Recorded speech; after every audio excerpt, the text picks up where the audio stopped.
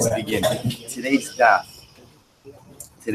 is Pei 86. We are picking up from Pei Hey days 85b. We're picking up at the Tan Rabbanon, which is 2, 4, 6, 7 lines up from the bottom. I want to thank Asers this morning and John Kaplan for sponsoring the breakfast this morning. Also to thank Isaac Sam for dedicating the Shin memory of his wife, Esther Bassel. Thank you, Adam Yudi Benzer, for sponsoring all the Shurim and the Kehila. And we're going to say with that, we begin. Tan Rabbanon, Ki motze ish gonev nefesh me'echad. So remember again, the Mishnah introduced us to the discussion gonev nefesh regarding again kidnapping. So the Gemara, Ki motze ish gonev nefesh me'echad. Man will be found to be stealing another person from amongst his people, from his brethren. Amy ela ish shegana. I only know that there's responsibility if a man is a kidnapper. Isha minai. How do I know that even if a woman goes ahead and kidnaps someone, that she's chayav? That's tabulomar v'goni ish shegana ben isha ben ish. So the Gemara says, furthermore, I only know that if a man is chayav for kidnapping, whether he kidnaps a woman or a man, the isha shegan v'ish. And I also know that a woman is responsible, ultimately again, for going ahead and kidnapping a man. Isha shegan v'isha minai. How do I know that a woman is responsible for kidnapping another woman? So the Gemara says, Talmud Lomar, umei sagana v'hum mikomakum. Because the pasuk says the thief will die. So since the pasuk says, since ganav is non-gender specific, therefore what? Therefore, halacha l'maaseh again, anyone's chayyah for kidnapping anyone. Thank you. Says the Gemara, another price that supports this. Ki matze ish gonev nefesh me'echad. The person will be found to be so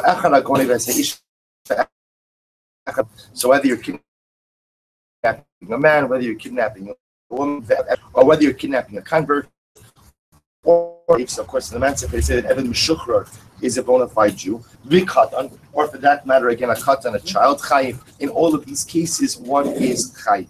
Gunvo lo machro. So let's listen to this case. Remember, we established yesterday in the Mishnah that in order to be chayiv for kidnapping, it's not just a din in kidnapping, but it's kidnapping and something else. Whether there's something else ultimately, again, is working the victim, or whether it's going ahead and selling the victim, there must be some additional material benefit, financial benefit, that the kidnapper receives from the kidnapped party. So, Gunvo lo machro, if he went ahead and he stole someone, Josh, go from the breakfast. Thank you.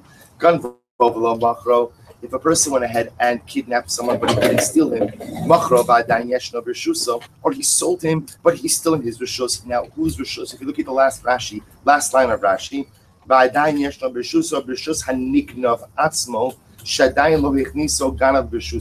this is a case of where I kidnapped someone, but I've not yet removed him from his domain.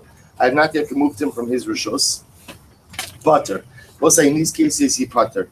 So we'll say the idea over here that you see is that in order to go to Michai for kidnapping, you have to kidnap and sell, and there also has to be a removal of the victim from his domain.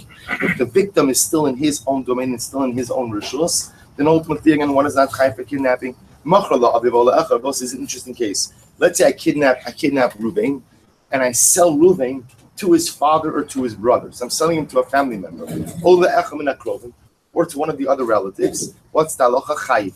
Ultimately, again, I'm still chayiv. Now, we'll say we're gonna question that in just a little bit. If I steal an eved, ultimately, again, I am potter. Top of Heivav. Tani kamed Rav Sheshes Amarle Ani Shona Rabbi Shimon Omer Me'echov Ad Shiyotzienu Merishos Echov Va'at Amrit Chayiv. So, we'll say comes along Rav Sheshes, and Rav Sheshes says the following. This is quotes from Shimon. Rabbi Shimon says before the Brisa said that if you kidnap someone, you sell them to their father or to their brother, you're chayiv for kidnapping. Yet Rabbi Shimon says that the pasuk says ki matze ish gonev nefesh me'echov. So we'll say what Rabbi Shimon's darshan over here is me'echov means that you're only going to be chayiv for kidnapping when you kidnap someone and you remove him from his brethren. But if you are just going and kidnapping him, selling him to his father, selling him to his brother, so that is not me'echov. Ultimately, again, the person is still, quote unquote, within his family, and therefore again halacha l'maisa you're not chayiv for kidnapping. You said you're chayiv, to which the Gemara says you're right, tani pater. In reality, ultimately, again, change around the girsa and say that if you kidnap someone and you sell them to a close family member, then in fact you will be pater, for that does not constitute a bona fide act of kidnapping. So my kusha, what's the question? Dilma harib shimon harabana. Maybe it's just different opinions. I was going to say, why the need to go ahead and change the text of the brisa? Why not just simply go ahead and say it's reflecting two different opinions? There's the Rabbanan, there's Rabbi Shmuel that if you kidnap someone and sell them to a close relative, ultimately again you're not chayiv.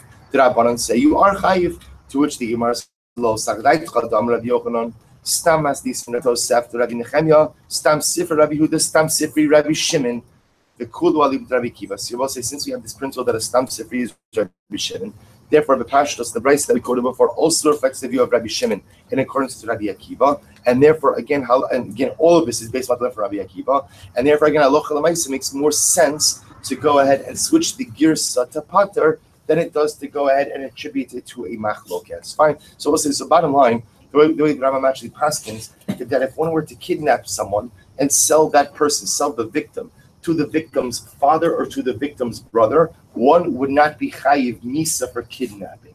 It is only if you sell someone to a person outside of their family that ultimately is one chayiv for kidnapping. Okay? Hagon Bino.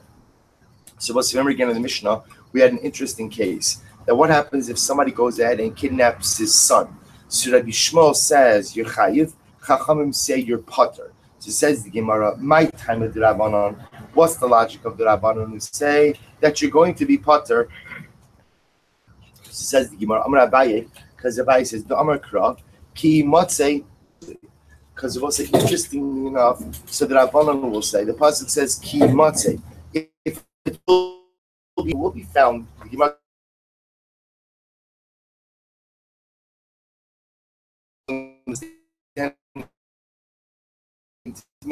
come across someone and you kidnap them. To exclude someone with whom you have constant access to. Therefore, what? Therefore, if you kidnap him, you will not be chayiv. Using that logic,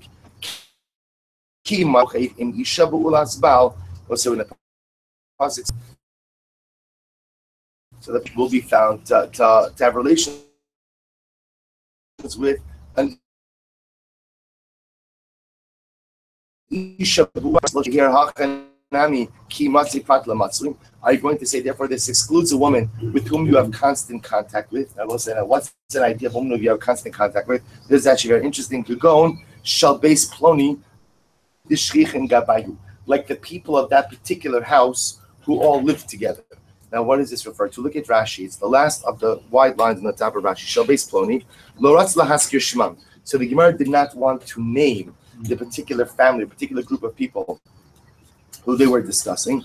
Shechashuvin hayu, because they were good people. Ubazelo hayu nogin kidash hayu harbe daran bebayis echad anoshim v'noshim vayu mitzuyim tamid im noshei chavereim v'loshim misyaktiv. So apparently, there were a number of couples who lived together in a home. Now, there was nothing inappropriate happening. These were individuals standing character and moral nature, and they were known to be very good individuals. The one deficiency was this living arrangement.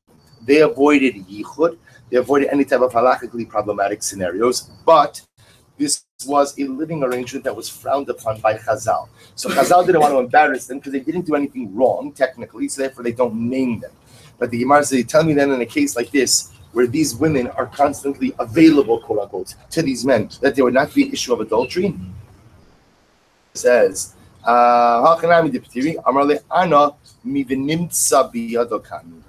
no, I learned it out from the drush of v'nimtza biyado. Supposed to say v'nimtza biyado means person kidnapped someone and the victim was found in his hand. This comes to exclude someone who is always found by you like a child. Amar Rabbi Hilchach, Rabbi says, therefore, using this logic, Hani mikri didar dikiyuma rabbanon kimitzuyim biyadon lam b'tiri. Therefore, both say based on this, the Gemara is saying over here, so inachinami. Both said the way we paskin is that the father would not be chayiv for kidnapping the child. We pass like the Rama passes like the Rabbanon. Father would not be responsible for kidnapping a child, And Lemaisa, again, it seems to be based on this drasha of Benimtsa.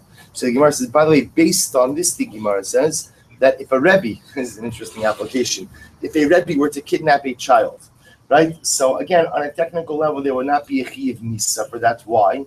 Because the only time there's a Chiyav Misa for kidnapping, Rabbi says, when you kidnap someone whom you do not have regular access to. But if you have regular access to the individual, there's not a Chiyav Misa. Rabbi says, it's bad, it's an Issa Doraisa, but there's not a Chiyav Misa. Why is not a Chiyav Misa? The truth is, it's a technicality. Person will get off on a technicality.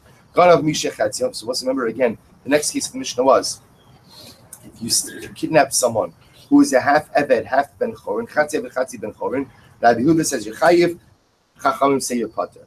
Tiran Hasam Yehuda, Omer Ein La'avad Boshes. Rabbi Yehuda holds that in general, there is no Chiyav Boshes, right? If one goes ahead and embarrasses a slave, so there is no Chiyav to pay for that humiliation.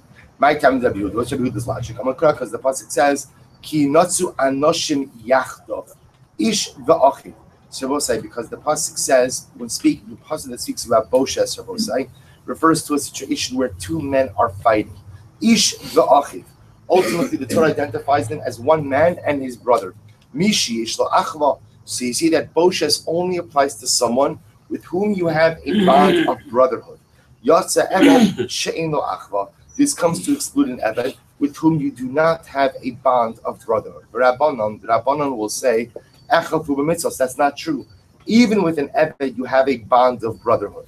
What's your bond of brotherhood with an Eved? He's also chayv in mitzvos. So also remember again, an Eved has a chiyuv of mitzvos like an Isha, like a woman. An Eved is exempt from all mitzvos aseh shazman grama, but it's chayv in all of the mitzvos. As such, there is a bond of achva with an Eved, and as such, this should be Boshes.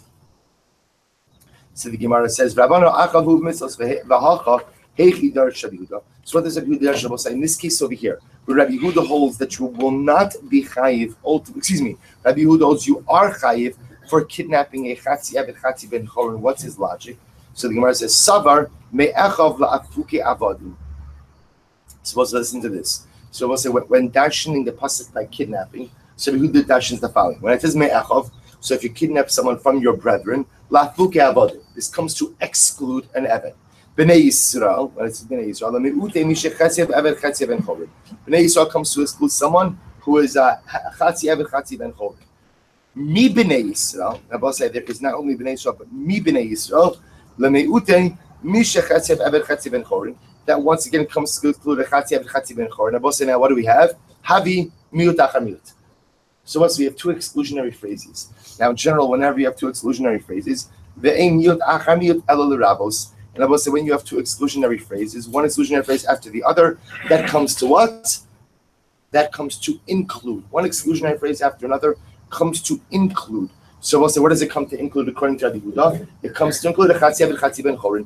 That if you go ahead and you kidnap a Chatzi Eved Chatzi Ben Chorin, you will in fact be chayiv. V'Rabbanan dash in the pasuk me'echav la'afuke avadim. So from the word echav, they come to exclude avadim.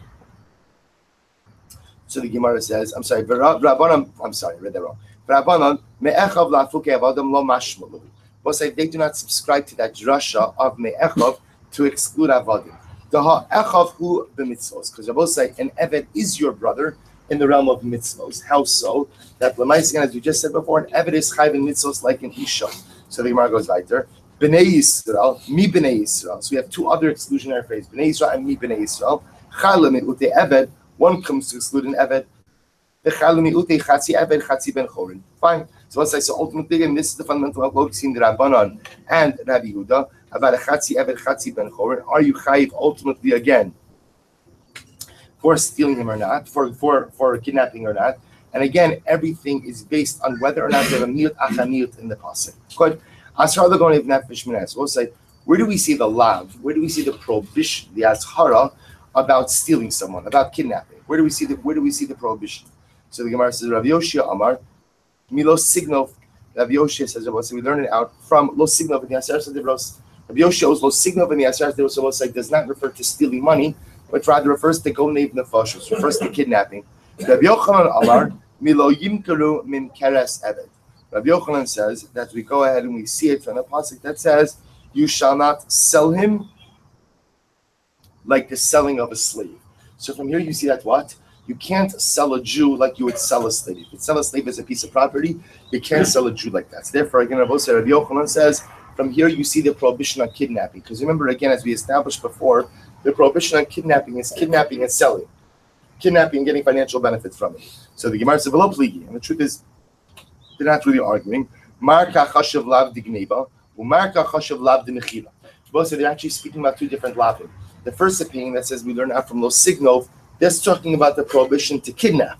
The second opinion that says Lo Yimkuru Min Keres Eved, that's talking about the prohibition to sell someone who you kidnap. Tan Rabbanon. So now the Gemara is going to go a little bit more in depth in the pasuk. Lo Signov, the pasuk says don't steal. It's a kasav medaber. Torah is talking about kidnapping. So the Gemara says, "Atom begonav nefashos enel begonav mammon." So how do you know something about kidnapping? Maybe someone's stealing money. We'll say, right? This is dibros. How do I know that lo signal means kidnapping? Maybe lo signal means I can't steal someone else's money. To which the Gemara says, "El begonav nefashos amar seulamad mishlosh esrei mido shator and the dreshes behind." So listen to this. So it says the Gemara, you can learn it out by employing one of the 13 exegetical principles. What's the principle? Davar halome mi'inyono. So we'll say, so remember again, one of the principles we have is davar halome mi'inyono, which means that you can go ahead and understand the meaning of something by looking at the context in which it is stated. So the Gemara says, "B'ma'akos of medaber b'nefashos." And we'll say, when you look at lo signo. So we'll say, what's the general subject of the psukim preceding and following lo signo? So we'll say we know what's before lo signo, lo sirtzach, lo sinaf, lo signo, lo sana brecha check. So we'll say these are all prohibitions punishable by death. Says such a davar halome mi'inyano v'ma'akasim medar b'din nefashos. Torah is talking about capital crimes, afkan b'nefashos. So over here, stealing money doesn't make you chayiv misa, but stealing a person, kidnapping a person, absolutely does. Tanya, we have another support rights that supports this. Lo signovu, begonev mammon. So we'll see another pasuk. The pasuk says lo signovu, velo sechachashu, velo shishakri ishpami. So both sides. So the Torah says you shouldn't steal. This is talking about money. So the Gemara says, "Atom begonev mammon, begonev nefashos." You say something about money. When he was talking about kidnapping, it was about people. To which the Gemara says, "Say ulaman mishlosh esrei mido shator in the dresh as well." So we'll say again, the way we can understand what the pasuk is talking about is how. Let's look at context. What's the context? We'll say, what's the context? The moment. We'll say the Torah is speaking about different things, different financial wrongs that you cannot commit against another. So too over here again, when it says lo signovu, that's talking about not stealing money as well. So the Gemara goes weiter. We'll say itmar ede gneva ve'ede mechira. Listen to this. Ede gneva ve'ede mechira. V'nefesh. The Gemara is talking about over here the following. Let's say you have witnesses about the kidnapping, and witnesses who testify about the selling of the individual, shehuzmu, that now became Eidim Zorim. What happens to Eidim Zorim?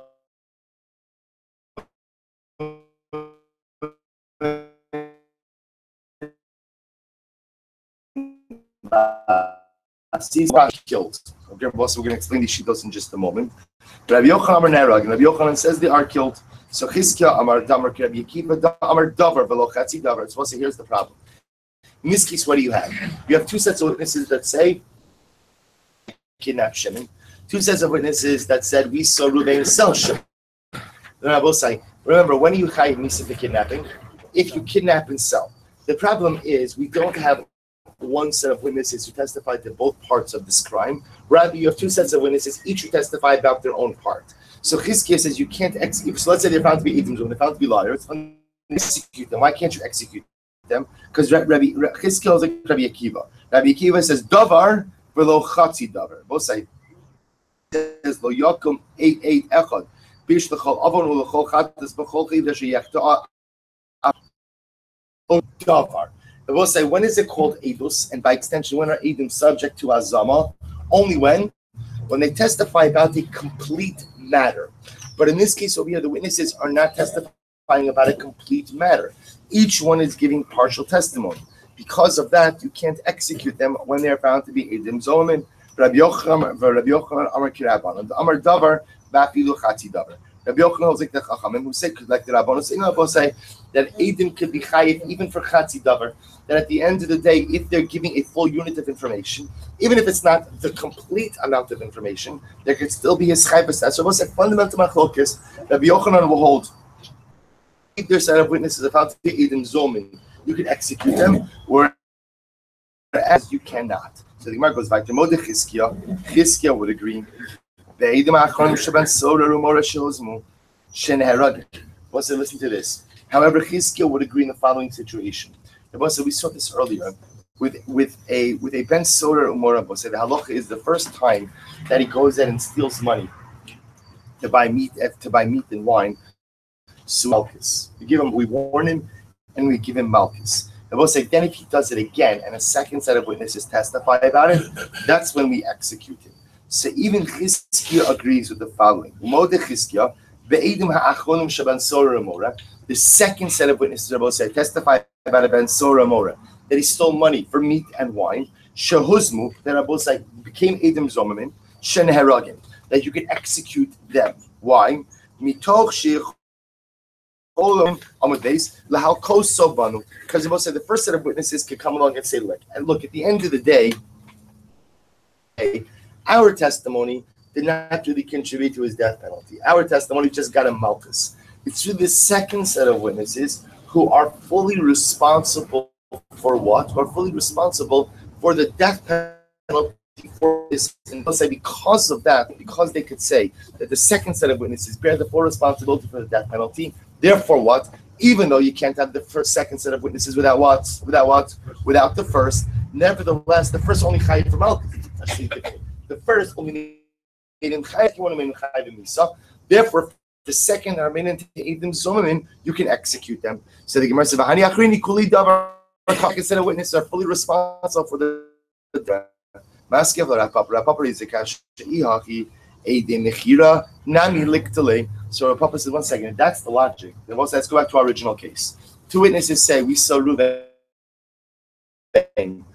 Shimon come along and say we saw Ruvain sell Shimon. So remember, Chizkiah said you can't execute either of them because it's davar below chatzi davar. But now says Rapapa, based on what we just said by Ben Sora Mora, execute them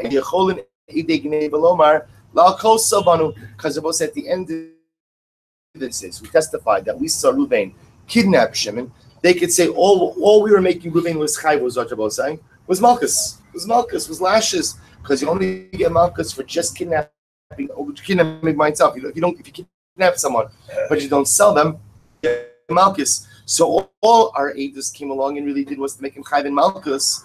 But what? But the second set of witnesses who testified about the mechira, they're really the ones who are making chai and misa.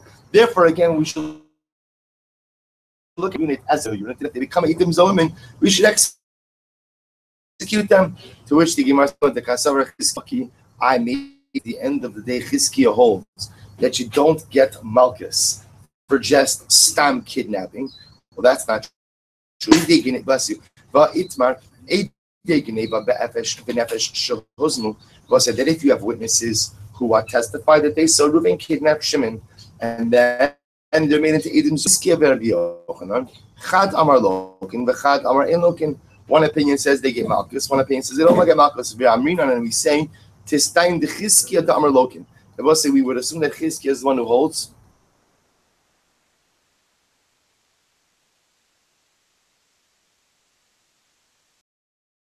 That you get malchus. How so? Chizkiah said because the Amar Neherod said he'll do Eidim for what they're both say. For going to be even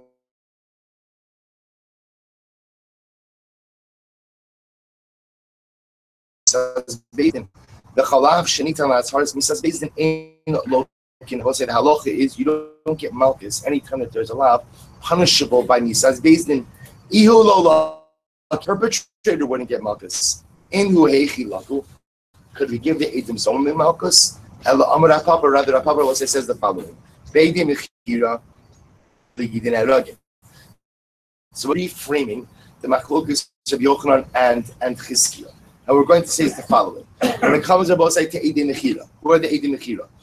Those are the witnesses who say Reuven sell Shimon. We saw Reuven sell Shimon. Everyone will agree that when it comes to Eidei Mechira, and now let's say they're found to be Eidim Zomim, they're found to be false witnesses. Everyone will agree that what? That they are executed. So we'll say why. Now both say, now understand, everyone will agree they're executed. Why? Because it's clear that it is their testimony that what? That makes Reuven the kidnapper chayiv nisa.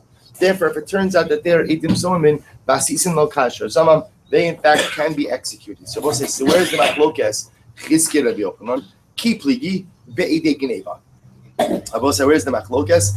The machlokes is if witnesses come along and say, we saw Reuven kidnap Shimon. We just saw the kidnapping. But then it turns out that what? That the witnesses are Eidim Zomim. So Chizkiah Amar Ein Neheragim. Chizkiah says, listen, even if they're found to be Eidim Zomim, you can't execute those witnesses. Why? Because Gneva l'chud l'kaima or Mechira l'chud l'kaima.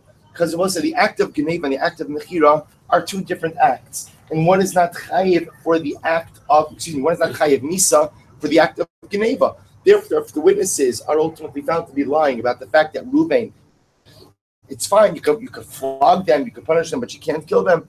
But Rabbi Yochanan says, no, Neheragim. Rabbi Yochanan says they are killed. Why? Also, listen to this. Gneva aschalta de mechiri. Kidnap. Meaning, the way that Rabbanan say it is the following. This is one long, continuous act. Meaning, the kidnapping is one act that begins with what Rabbi saying. That begins kidnapping, right? It begins the mice with Reuven kidnapping Shimon, and ultimately it culminates or it reaches its apex with Shimon. But it's according to Yochanan, it's like a Maisa Arichta. It's one long act. This has become Eidim Zomim on the Gneva, on the kidnapping, or on the Mechira. Either way, you could execute those witnesses. Because again, it's considered to be a Maisa Arichta, one long act of kidnapping. So by the way, just so you should know, pause it for just a moment. That's how we paskin. So again, remember, we paskin that in order to be chayiv for kidnapping, you have to kidnap and sell the victim. That's where you chayiv nisan kidnapping. But from an Eidim Zomim perspective, Rabbi was saying, whether you have, so if, again, our case we're dealing with two sets of witnesses. One set of witnesses testify about the act of kidnapping, and the second who testify about the act of selling. We paskin about like this last version of the machlokes, that if witnesses are found to be zomin on either stage of this crime, they will be chayiv nisa. Why, Rabbi say? Because again, from the time that he kidnaps him to the time that he sells him is considered to be one elongated, protracted amaisa alichta. Umod Rabbi Yochanan will agree. Beidin Arisham Shaban Sora Umar Shehuzmu. Rabbi say the one case Rabbi Yochanan will agree with Chizkiah will be Rabbi say in the case of the Eidim Rishonim Shaban Sora Umar. Remember again, this is the first set of witnesses who come to Basin who claim that what? Who testify that we saw this child steal money to purchase meat and wine, steal money from his parents to purchase meat and wine. And we'll say, so again, remember, what's the chiyuv of the Ben Soramo in that circumstance? Malchus. When he's a first-time offender, he gets Malchus. So Rabbi Yochanan will agree that if those witnesses are found to be Eidim Zomim, then what? She'ein neheragim. They will say they're not executed. Because they will say at the end of the day, they kitaina, we didn't come to make him chayiv nisa, we just came to make him chayiv what? To make him chayiv Malchus. Amar Abaye says, Hakol Mo, listen to this. This is a fascinating formulation, which is going to make no sense at first. Amar Abaye, Hakol Mo de ben Sora Umora. Everyone agrees in the case of Ben Sora Umora. V'Hakol Mo de ben Sora Umora. And everyone agrees in the case of Ben Sora Umora. Umachlokes ben Sora Umora. But there is a machlokes with Ben Sora Umora. So we'll say, so what does this mean?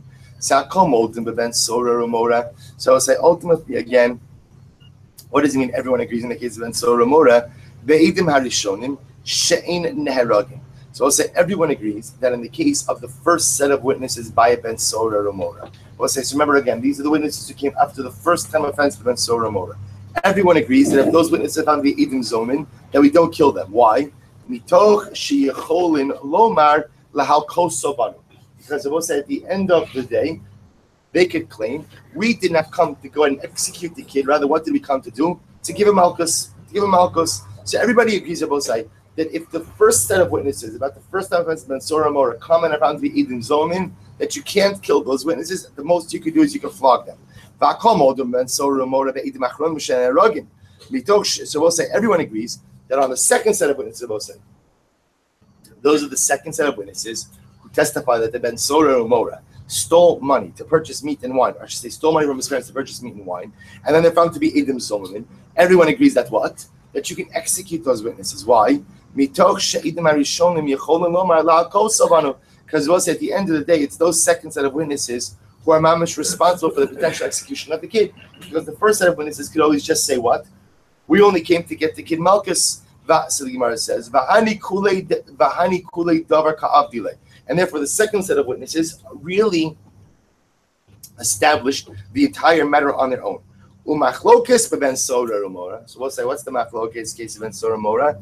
Shnayim omrim befanenu ganav, v'shnayim omrim befanenu achal. So we'll say, listen to this. So now the machlokes case, we'll say, is what happens if you don't have two witnesses on the whole act.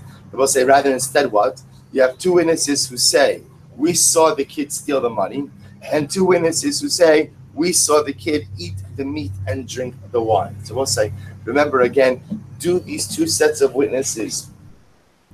So look at Rashi. Rashi says over here, "Shnayim b'fanenu achal habasar b'shus acherim, einu chayiv ad shigna mishal aviv yochal b'shus acherim, halach shtei kisos tzricho zu lezu." So also remember again, both of these sets of witnesses need each other because neither of them can really exist on their own. Ve'ina rishon yochol lomar la'kol somanu v'havelei chatzi davar lechizkiya v'savlek Rabbi Akiva davar ina ragim Rabbi Yochanan davar neragim krabanu. So we'll say this will be the machlokes ultimately again between Chizkiya and the Rabbanan. This will be the fundamental machlokes. Is this considered to be a davar or a chatzi davar? So we'll say, so this is the fundamental machlokes. So we'll say that's what it means. Everyone agrees that in the first case of that, in the first set of witnesses come from Ben Sora Mora, you can't execute them if they're made to be Edim Zomin. Everyone will agree in the second set of witnesses that if they aren't found to be Edim Zomin, you can execute them. The machlokes case is in a case where you have two sets of witnesses two witnesses who say, we saw the kid steal the money, and two sets of witnesses who say, two witnesses who say, we saw the kid use the money to purchase meat and wine. So we'll say, and those witnesses are found to be Edim Zomin. Can you execute them or not? That will be the machlokes between Rabbi Yochanan and Chizkiya. Amravasi, Eidei Mechira B'nefesh Shehuzim. So let's listen to this. Let's say you have the following. You have two witnesses who testify that they saw Reuben sell Shimon. They saw Reuben sell Shimon. Rashi says over here, Eidei Mechira B'nefesh, V'lo bo Eidei Geneva al Kach Lefanim. Well, now this is an interesting case. In this case over here, so I don't have testimony that Reuben kidnapped Shimon. Instead, what I have testimony is that Reuben sold. Nasi, thank you. I had Reuben sell Shimon. So what's this? Hear this? So there was never testimony in Beis that said Reuben kidnapped Shimon. Only testimony in Beis that Reuben sold Shimon. So what happened in this case? Now those witnesses become Edim Zomin. What happens? We'll say Ein Neharagim. So we'll say they can't be executed. Why not? Mitoch sheyochal lomar avdi macharti. Because listen to this. Reuben has a good defense. What's his good defense? We'll say, sure, I sold Shimon. You know why? He's my Eved. I could sell. He's my Eved. He's my property. I can sell him if I want. Therefore, it's true. You saw me sold. You did in fact see me sell a person, but that person is mine to sell. So the Gemara Yosef, Kiman Azla Shmait Ravasi. Whose opinion is reflected in this statement of Ravasi? Rabbi Akiva Damar Davar V'lo Chatzi Davar. So it seems to support the view of Rabbi Akiva, because Rabbi Akiva holds in general testimony. I will say must be a complete davar, a complete matter, and not a chatzi davar. So therefore, in this case over here, I will say where witnesses are showing up and they say we saw Reuben sell Shimon. Okay, so you can't really, you say even if they found you can't execute them because it's a chatzi davar. It's only a half a matter. Because according to the Rabbanon, if these witnesses who testified that they saw Reuben sell Shimon, they were found to be Edim Zomin, you can't execute them. So the Gemara says, Ha mitoch ka'amar. So the Gemara says, 1 second. How could, even according to the Rabbanon, you couldn't execute the witnesses at Eidim Zomin. Why? Because we just said before that Reuven has a valid claim. What's Reuven's valid claim? Reuven could say, yes, you saw me sell Shimon, but Shimon is who? Shimon is my Eved, and I have every right to sell him. And you have to say that even according to the Rabbanon, you could not execute the witnesses if they became Eidim Zomin and based on this testimony. Ubedalo asu Eidei Geneva. And also, we have to be talking about a case where Eidei Geneva never showed up. So I would say, all I have in this case over here is what? There's two witnesses who showed up and said, we saw Reuven sell Shimon. That's what we saw Reuven sell Shimon. So I will say, now they're found to be Eidim Zomin. So you can't go and execute those witnesses. Why? Because apparently Reuven could say to Shimon, I saw you go ahead. Reuven could say, yes, I sold Shimon, but he was my slave. So we'll say, I don't understand. So what's the novelty in this case? If there's no Eidei Geneva, if there are no witnesses that say that Reuven sold Shimon, Reuven kidnapped Shimon, and all you have are what? Witnesses who say that Reuven sold Shimon, and Reuven could say, yes, I sold Shimon because he's my Eved, and the witnesses then become Eidim Zomin. What's the novelty in saying that what? That they can't be executed for that. Obviously, they can't be executed for that.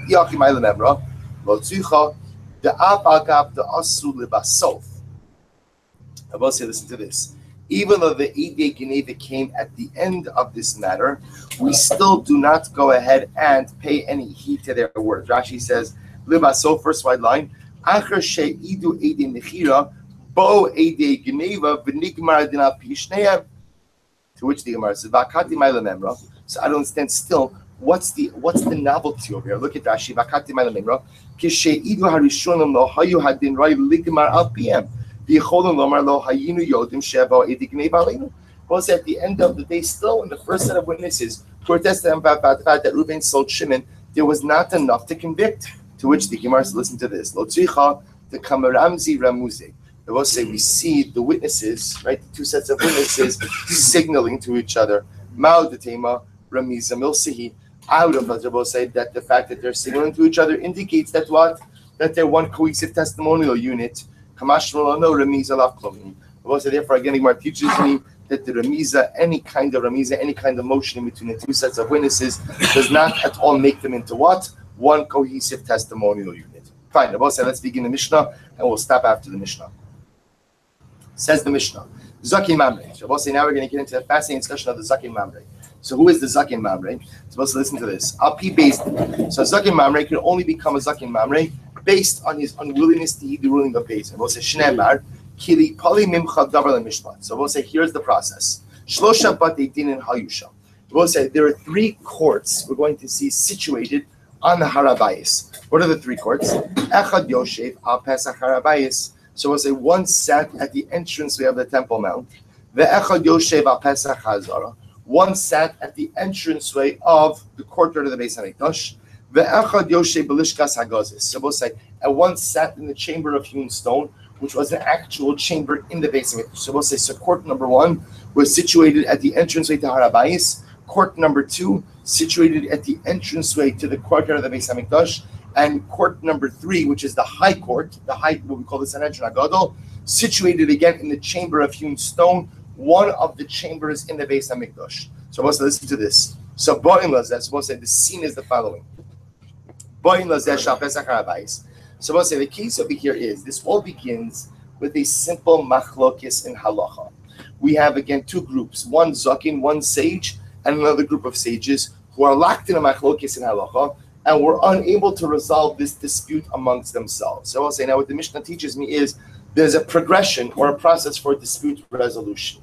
The first stop is, so we'll say the first step is you go to the first high court number one, which is at the entranceway to the Temple Mount. So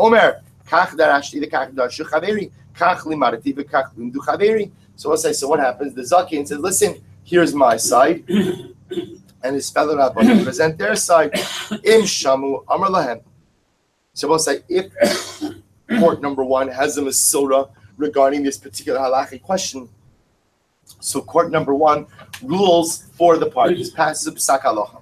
Bin lav, let's say court number one says, we don't know what the halacha is in this case. Then, then I'll say what happens? The zaken, the particular sage, and his disputants go to the second court. Court number 2 is where? At the entranceway of the courtyard of the Beis Hamikdash. And again, same speech. So again, the Zakin says, here's my position. His chaverim, his friends say, here's our position. Im shamu. So we'll say, if court number 2 has the Masorah regarding this matter, then Amar Lahem, then ultimately again they respond, this is the halacha as we know it. V'imla. But I will say, if they have no Masorah regarding this matter, then what? They kick it up the chain. Elu v'elu ba'in lebeizin agolo shv'lishkas agos. I will say, this actually points out, Elu v'elu is an interesting lashon. Elu v'elu sounds like everyone goes to the high court, to what we call the Sanhedrin Agolo. We'll say, who's everyone? Who's everyone? So everyone sounds like not just the disputants, but also who? The members of the 2 other batei din, who didn't know the answer. Everyone comes to the Sanhedrin Agolo in the Lishkas Hagazos. Shemimenu yotzei Torah l'chol Yisrael. Because we'll say from the Lishkas goes to the Sanhedrin Agolo, they dispense halacha for all of Klal Yisrael. Shneimar min hamakam hahu sheyivchar Hashem. So we'll say, so what happens? Now the Sanhedrin paskin. I will say the way this plays out is the following: the case over here is the Sanhedrin paskind against the individual and in line with the majority. That's just the case. That's just the way this played out.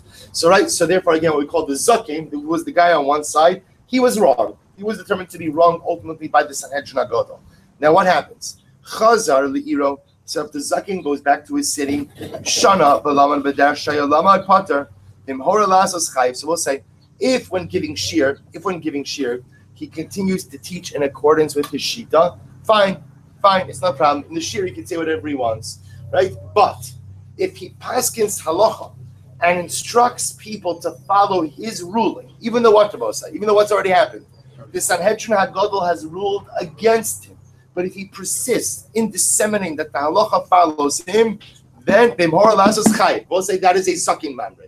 So it's interesting, this is fascinating. It's like when you learn, in learning, a person always has to be careful to distinguish between what's said in the context of learning versus what's halacha l'maisa. There are a lot of things we learn that are halacha l'maisa. So if the zaken comes back and when he delivers a shir, he still says, this is how I see the sugya, or this is how I see the halacha, and he's saying it, but Torah's learning, that's fine. It becomes a zaken mamre when he persists in ultimately saying the halacha follows me. Even though the Sanhedrin HaGadol ruled against him, he still says the halacha follows me. We'll say that's a zaken mamre, that's chayiv. Shneimar ba'ish asher ya'aseh b'zadon eino chayiv ad sheyore la'asos. A zaken mamre, I both say, is only chayiv if he persists in saying that psak halacha follows me. We'll say, we'll end off with this. Talmid shore la'asos pater nimtza chumro kolos. Let's listen to this. If you have a Talmud, so we'll say, let's say you have just a regular guy. Talmud is like a regular simple Talmud Chacham, right? Rashi says we're a Talmud shelo higia lahora. So this is someone who is a Talmud Chacham, but he has not reached the age of psak. The nechlak al bezin shevi'iro, Rashi says, and the bezin of the city issues a particular ruling, and he argues on the bezin. Ubala bezin agadol v'shalu v'chazal iro v'hora kitchila pater shem lismoch al hara aso v'ator lo chayve ela muflam chulabezin. Both of this is actually fascinating. So you have to say the following situation. He's a Talmud Chacham, but he's not a posek. He gets into a machlokes with the bezin of his town. To Yerushalayim, the bezin paskins against the Talmud Chacham. The Talmud Chacham comes back to his city, and what? Still continues to paskin halacha like him in opposition to the psak of the Sanhedrin HaGadol. Rabbi said it doesn't become a zakin mamre. Why doesn't it become a zakin mamre? Because the truth is, to become a zakin mamre, you have to rate. You have to be a zakin. You have to be a posek. This guy is a nudnik, but he's not a zakin mamre. He's not a zakin mamre. So it's actually amazing. Meaning that not everyone who paskin Yosef, what they're essentially saying is, there are plenty of people who like to preach things in opposition to halacha and in opposition to the Sanhedrin HaGadol. And for 98% of those people, the response we have to them is what? Who are you? Who are you? What do you know to even paskin against anyone? You don't know enough halacha? You're not a posik. You're not anything. But you're not anything in this context. To be a zakin mamre, the Mishnah is teaching me is a person has to be a zakin. That's the first. And zakin in this context means someone who paskins halacha. So the Mishnah therefore says ninsa chumro kulo. Therefore, it turns out that the chumra. What's the chumra? The chumra is that this individual does not have a license to paskin halacha turns out to be his kula. In other words, the Chumrah both said that we don't let him paskin halacha turns out to be the very fact that that mamish saves his life. Because if he was able to paskin halacha and he paskin against the Sanhedrin, then he'd be chayiv misa. The fact that he's not allowed to paskin halacha, even though now he's paskin against the Sanhedrin, ultimately, we'll say saves his life because he doesn't qualify to be a zakin mamed. All right, so stop over here. We'll pick up here.